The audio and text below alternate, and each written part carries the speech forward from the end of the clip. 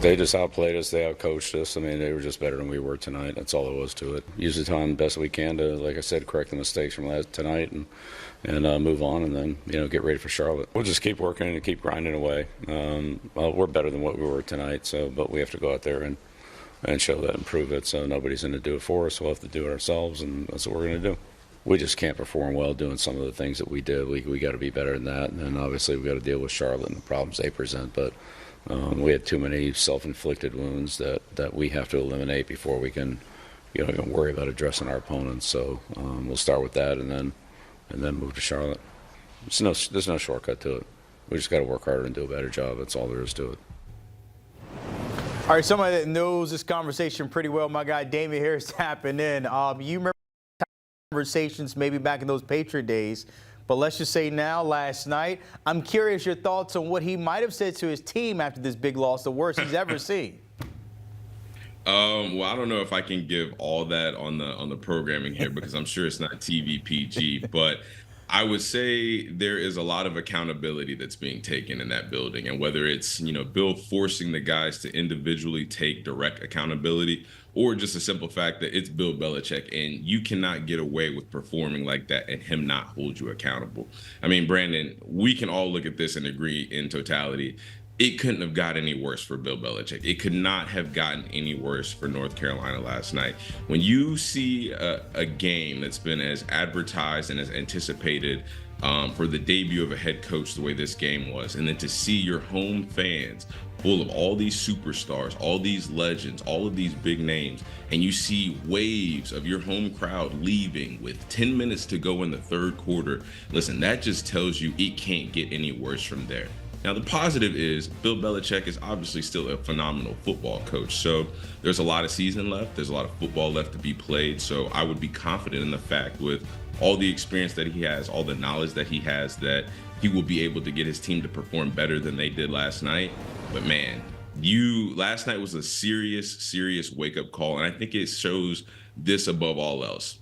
I love Bill Belichick. I love everything that he's done for the game of football. You cannot just show up places and expect to win because of the name on your jersey, because of the name of your head coach. You've got to put the work in, and you've got to go out there and perform and play to a standard. And North Carolina absolutely did not do that last night. Damn, I know you have like a laundry list of what they did wrong. Let me pull it up. I need you to show me that real quick. I need you to take the training wheels off. And how do you fix this? Look at that. Look at that. I'm trying to listen, and this is for the people, right? Because whenever we get on TV, we're supposed to be professional. We're not supposed to look at notes, right? We're supposed to have all this off the top of the head.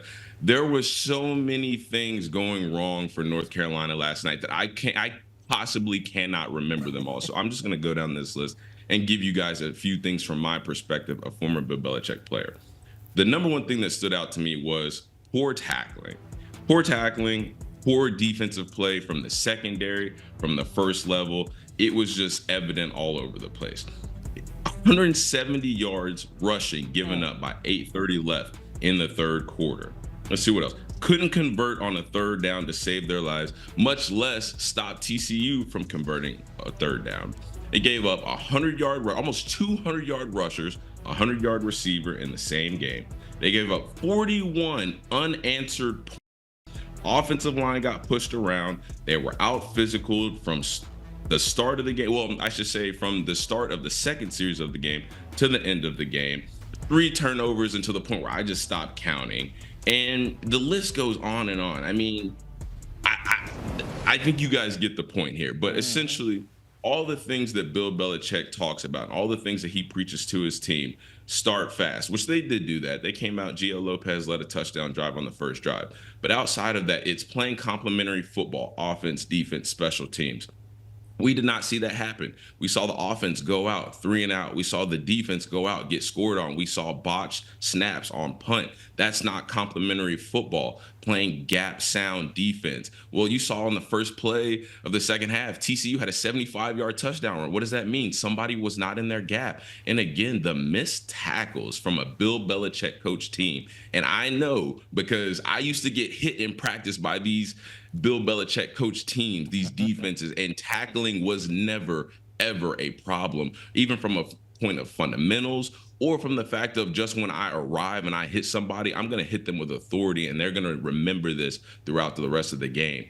I mean, Brandon, like I said, I can go on and on and on, but from a fundamental standpoint, North Carolina did not execute. From a coaching standpoint, North Carolina did not execute. Bill Belichick, he did take accountability. He said they were outplayed, they were outcoached, they were outdone from every single front. And one thing I want to talk about, I know I'm going long here, but I want to flip the script a little bit, because all we're talking about is North Carolina.